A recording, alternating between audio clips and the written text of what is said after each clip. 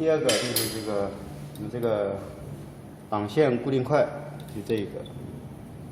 一个可以左右移动，可以左右移的。当我们这个线材穿进去之后，线材靠边，挡块挨着这个线，挨着它就行，不要压得太紧，就挨着它，不要让它有缝隙，两边不要有缝隙，还有前后成一条直线，前面跟后面成一条直线之后，把这个螺丝锁紧，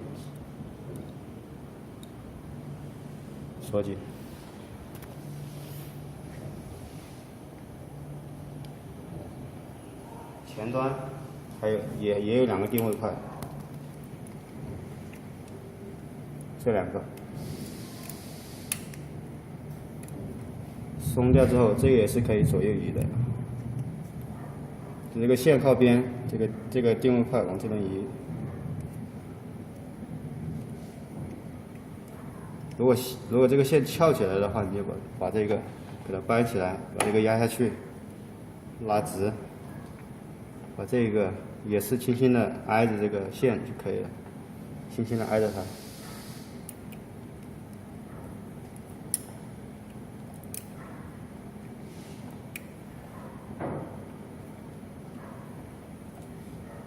前端还有一个前端定位块，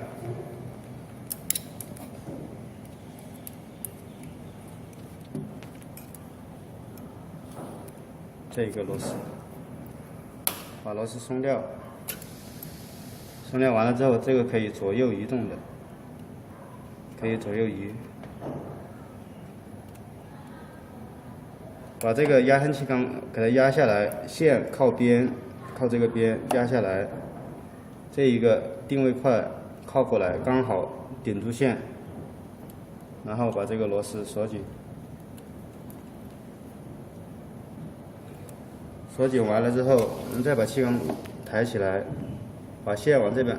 按过去，把这个气缸压下来，看这个定位块能不能把它顶到这个边上来。如果每一次都能顶到这个边没缝隙的话，就证明我们的这个调试是合格的。这个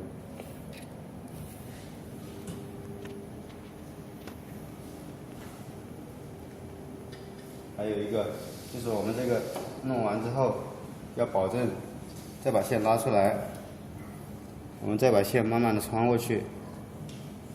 穿过去的时候，是否感觉一下是否顺畅，这样前后拉动是否顺畅。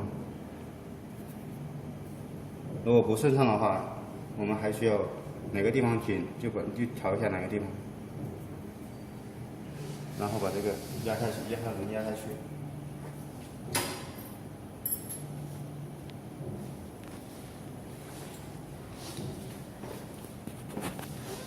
这里后端定位块调整，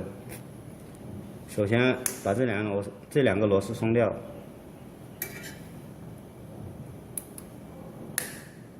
不需要动，就松这边这两个螺丝松掉，这上面还有一个，也把它松掉。松掉完了之后，我们再用一根线对折。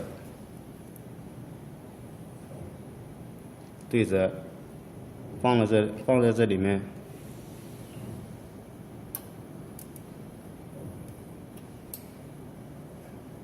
放到这里面，刚好能放得进去，左右不会摆动，而且上下滑动顺畅。然后我们就用手按着它，不要让它动，把下面两个螺丝锁紧。锁紧完了之后，我们再放根线进去试一下，上下，看是不是太松或者太紧。因为标准的话，就是我们线放进去能上下滑动，而且左右不会摆动，这样是我最标准的。然后再把这个固定块靠拢，靠着这个整线杆，